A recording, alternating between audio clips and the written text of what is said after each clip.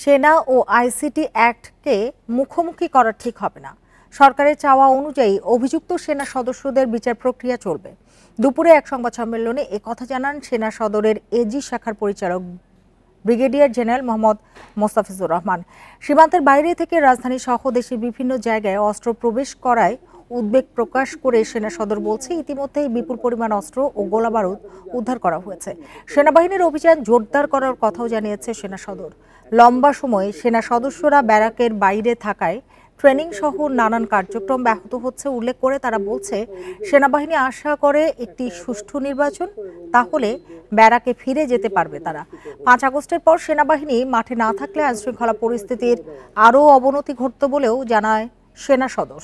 আমরা আশা করি যে নির্বাচন প্রত্যেকটা দলই নির্বাচনে একরকম স্পেশাল অ্যাক্টকে আমরা কখনো সম্মুখে দাঁড় করাবো না।